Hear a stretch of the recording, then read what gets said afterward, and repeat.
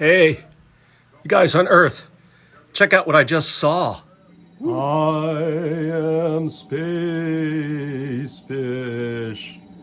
Oh, what is going on, man? Mr. Flexcast.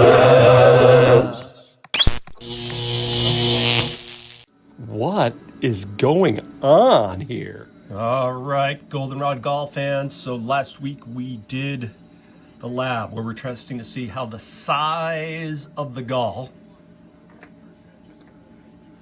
affected the different predators, like how many attacks.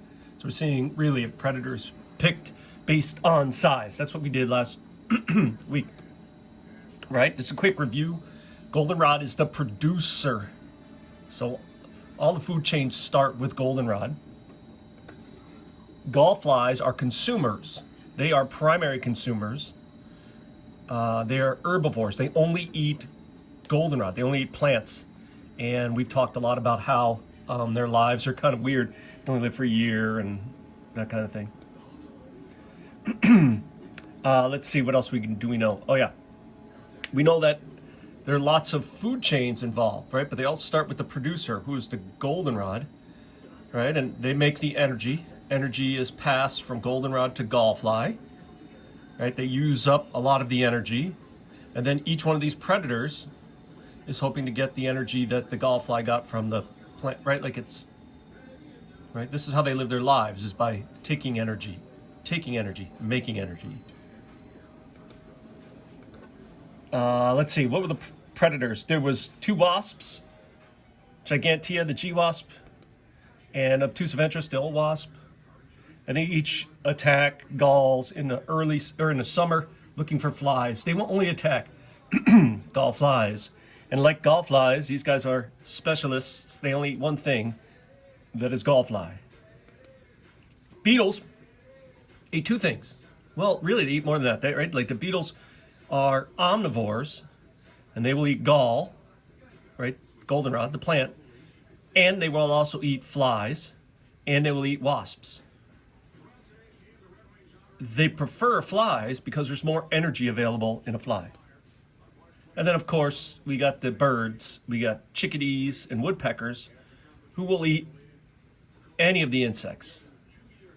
Of course, I think they would prefer to get gall flies because there's more energy in a gall fly, right? Is once a wasp eats a fly, some of that energy is lost. And so I think that's what we were testing to see if the predators pick based on size. Right, and there's this whole series of overlapping food chains, so we call that, of course, a food web. There are lots of different ways that energy can be passed in the community of the ecosystem of the goldenrod. So let's do, let's see what else we got here. These are some of the things that we found, the larvae and stuff. So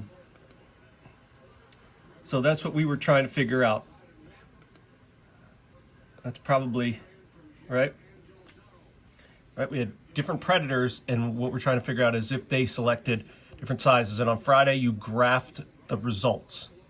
So today, we're going to move on, and we're going to start the lab report with the first 3 slides. All right, so Project Eurosta is our project.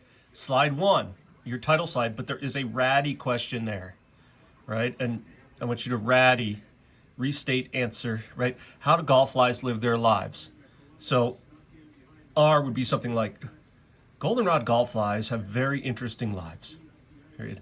They live for a year, but, I don't know. And then your second slide, or where we can discuss the variables.